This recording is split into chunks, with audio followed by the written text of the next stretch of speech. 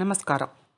இது வரைக்கும் ஒரு ஜாதகத்தில் லக்னமும் 9 கிரகங்களும் எப்படி குறிக்கணும்னு விளக்கமாக பார்த்தோம்.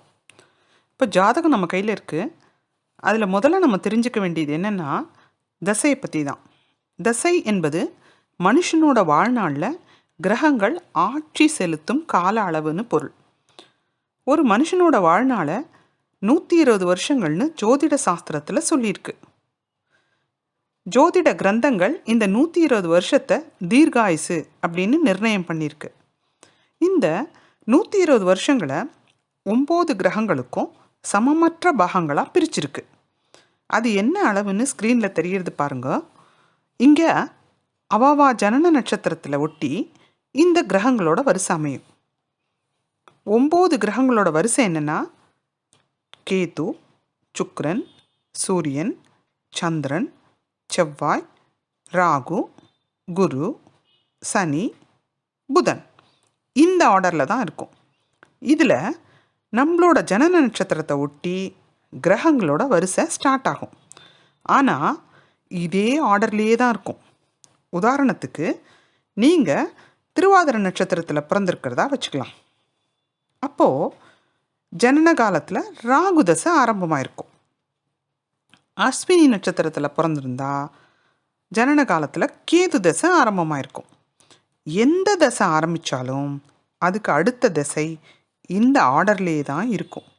அதாவது ராகு தசை அப்படின்னா ராகுக்கு அப்புறம் குரு, குருக்கு அப்புறம் சனி, இந்த ஆர்டரில் தான் வரும். அதே மாதிரி கேது தசை ஆரம்பம் அப்படின்னு எடுத்துட்டா கேதுக்கு அப்புறம் சுக்கிரன், சுக்கிரனுக்கு அப்புறம் சூரியன், இதே மாதிரி தான் இருக்கும். 27 நட்சத்திரத்தில் பிறந்தவாளுக்கும் இதே மாதிரி தான் தசையை குறிக்கணும். நட்சத்திரங்கள் மொத்தம் 27 அப்படின்னு நம்ம எல்லாருக்கும் தெரிஞ்ச விஷயம். இதில் 9 கிரகங்களுக்கு எப்படி பிடிச்சு கொடுத்துருக்கோம் அப்படிங்கிறத விவரமாக சார்ட்டில் இருக்குது. அந்த சார்ட்டை பார்த்தீங்கன்னா உங்களுக்கே புரியும். முதல்ல 9 கிரகங்களுக்கும் நான் முன்னாடி சொன்ன வரிசை தான் அமைப்பு இருக்குது. ஒரு கிரகத்துக்கும் 3 நட்சத்திரங்கள் விகிதம் 9 கிரகங்களுக்கு 27 நட்சத்திரங்களும் பிரிக்கப்பட்டிருக்கு. முதல்ல அஸ்வினி, மகம், மூலம், இந்த 3 நட்சத்திரத்தில் பிறந்தவா எல்லாருமே ஆரம்ப தசை கேதுவாக தான் இருக்கும்.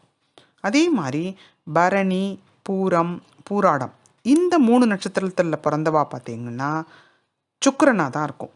இப்படியே இந்த 9 கிரகங்களுக்கும் எந்த நட்சத்திரத்தில் ஜாதகர் பிறந்திருக்கா அப்படிங்கிறத வச்சுட்டு ஆரம்ப தசையை முதல்ல தெரிஞ்சுக்கணும். ஒவ்வொரு தசையும் ஆரம்பிக்கும் முதல் நொடியில் பிறந்தா மட்டுமே அந்த தசையினோட முழு காலமும் இருக்கும். பிறந்த நேரத்துக்கேற்ப ஜனனகால தசை இருப்பு மாறுபட்டுட்டே இருக்கும். ஒரு நட்சத்திரத்தின் கால அளவு ஒரு நாள் அப்படின்னு நான் ஏற்கனவே சந்திரனை குறிக்கும்போது எக்ஸ்பிளைன் பண்ணியிருக்கேன். அந்த நட்சத்திரம் ஆரம்பித்து எவ்வளோ நேரம் கழித்து அந்த குழந்தை பிறந்திருக்கோ அதுக்கு ஏற்ற மாதிரி அந்த தசையினோட இருப்பு அமையும். இதுக்கு ஒரு உதாரண ஜாதகத்தை எடுத்துக்கலாமா? இப்போது நம்ம ஆல்ரெடி எக்ஸ்பிளைன் பண்ணியிருக்கிற அந்த சேம் ஜாதகம், நவம்பர் 5, 2020 ஐப்பசி 20ஆம் தேதி பிறந்த குழந்தையோட ஜாதகத்தையே எடுத்துப்போம். இதில் நான் ஆல்ரெடி எக்ஸ்பிளைன் பண்ண மாதிரி சந்திரன் எங்கே நின்றுட்டுருக்குன்னு பார்த்தா திருவாதிரை 3ஆம் பாதம். இப்போது திருவாதிரை நட்சத்திரத்தின் ஆரம்ப தசை என்னன்னு நம்ம சார்ட்டில் பார்த்தோன்னா ராகு தசை, அதன் கால அளவு 18 வருஷம். இப்போது ஒரு நட்சத்திரத்தின் கால அளவு 13 டிகிரி 20 மினிட்னு நம்ம டிகிரி கால்குலேஷனில் பஞ்சாங்கப்படி நான் எக்ஸ்பிளைன் பண்ணியிருக்கேன். இந்த கால அளவை குறிப்பு எடுத்துட்டு முந்தைய நாள் நட்சத்திரத்தை என்னன்னு பார்த்து அதனோட முடிவு நேரத்துலேருந்து கணக்கு எடுத்துக்கணும்.